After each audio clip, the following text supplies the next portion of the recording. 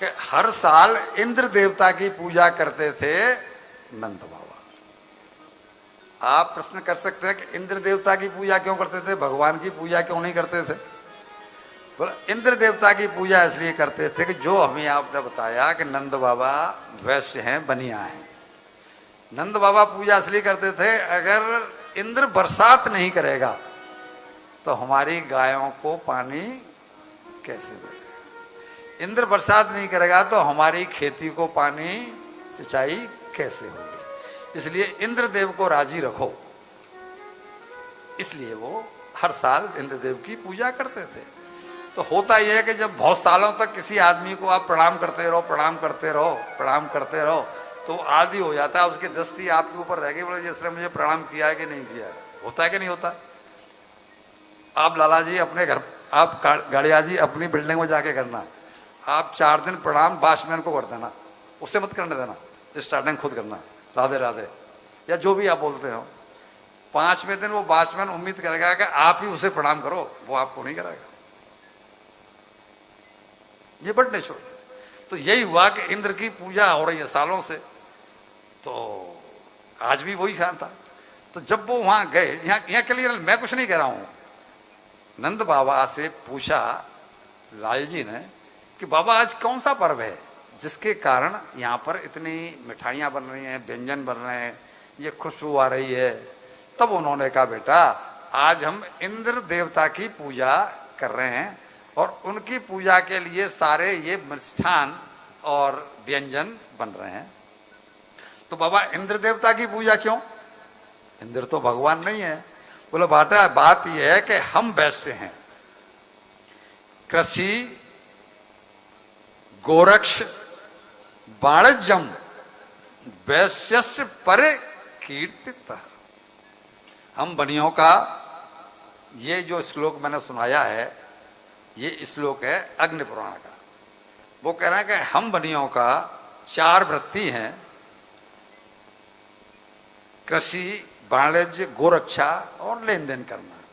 तो उसके लिए हमें पानी की जरूरत है और पानी इंद्रदेव बरसाते हैं, इसलिए उनकी हर साल पूजा कर रहे हैं। तो चूंकि वो जल के देवता हैं इसलिए आज वो दिन आया है, ये मिठाई बन रही है।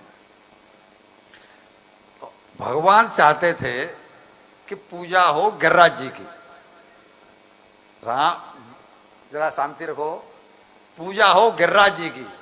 गिरिराज बाबा,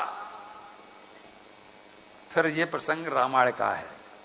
गिरिराज बाबा को राम कथा में ये प्रसंग का है कि वहां भगवान ने ये वरदान दिया था कि जब मैं कृष्ण अवतार लूंगा तब मैं तुम्हारे ऊपर गौ चराऊंगा, तुम्हारे ऊपर विचरण करूंगा, तुम्हारे जल का मैं पान करूंगा।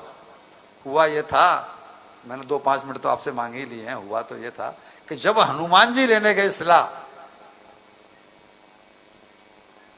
राम सेतु बनाने के लिए, हनुमान जी लेने गए शिला कि पत्थर लेके आओ जिससे कि नल और नील राम लिख करके उसमें डालें और पत्थर वो तैरने लगे। तो हनुमान जी ने सोचा कि मैं तो उन्होंने एक बहुत बड़े पर्वत को उठाया और उठा के चल दिए।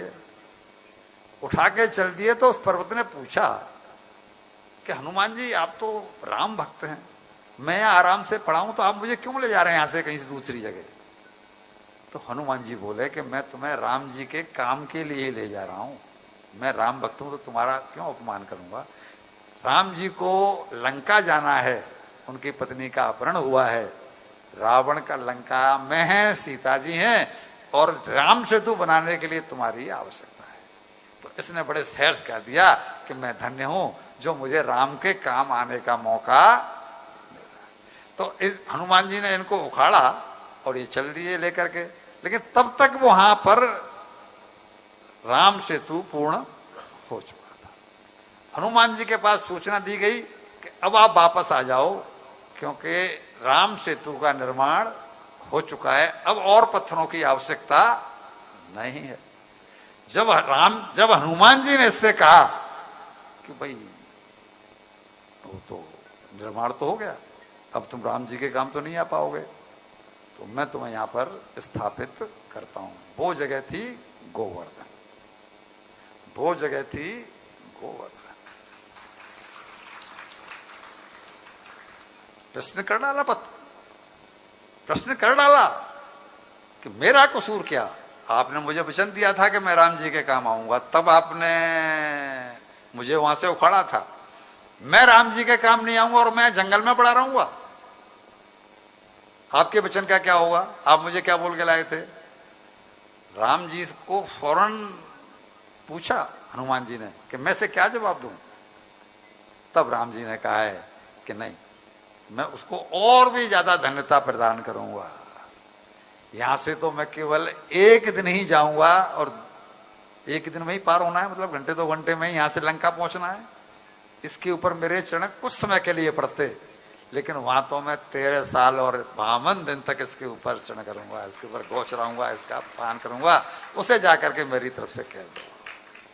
तब हनुमान जी ने कहा है, पर्वतराज गिरिराज, पर्वत मीन्स गिरी, गिरिराज, भगवान राम का मुझे जो संदेश मिला है वो ये मिला है, आप यहां पर विराजिए, भगवान यहीं पर अवतार लेंगे, तुम्हारे ऊपर गोचरण करेंगे, तुम्हारा जल ग्रहण करेंगे, तुम्हारी छाया ग्रहण करेंगे, तुम्हारे ऊपर जो वृक्ष लगेंगे भगवान उसके आगे नीचे विश्राम करेंगे। ये धन्य हो गया। और ठीक तब से गिरिराज इंतजार कर रहा था। इधर पूजा हो रही थी इंद्रदेव की, अब भगवान को पूजा करवानी है गिरिराज की, क्योंकि वो वचन दे करके आए हैं। तब उन्होंने कहा कि बाबा, इंद्र तो देवता है, वो तो नौकर है, मालिक कौन है? अच्छा, भगवान का कैबिनेट है कि नहीं है? इंद्र देवता जल मंत्री है कि नहीं है? सूर्य देवता ऊर्जा मंत्री है कि नहीं है? चंद्रदेव बिजली मंत्री है कि नहीं है? प्रकाश मंत्री है। वायुदेव कौन है? हवा मंत्री। ये सब मंत्री है, भगवान का कैबिनेट है। तो बोलो वो तो मेरा, अब ये तो नहीं कह सकते कि मेरा, क्योंकि भगवान तो भगवान के रूप में नहीं है। बोले वो तो उसका काम है, वो तो उसको एक जॉब मिला हुआ है कि भाई तुम्हें बरसात करनी है, तो कोई भगवान थोड़ी है तो उसकी पूजा काय को करना? तो भगवान कौन है? नंद बाबा पूछे भगवान कौन है? बोले भगवान तो गिरिराज देवता है। बोले ये कहाँ है? वो जो पत्थर पड़ा हुआ है तो बगल में ही है, तुम कभी वहां गए नहीं इसलिए पहचान। भगवान कहाँ है? बोला केवल यहां पर है। बोला करना क्या? बोला नीचे गर्दन कर, हो गए दर्शन। हम भटक रहे हैं जंगल जंगल जंगल जंगल जंगल, वो ये बगल में है। बोला कैसे मालूम है कि वो पत्थर भगवान है? तो बोला ये बताओ, कभी इंद्रदेव ने आकर के तुम्हारा भोग ग्रहण किया है? बोला नहीं किया। कभी उसने अपना उच्छिष्ट प्रसाद के रूप में आपको दिया है? बोला नहीं दिया।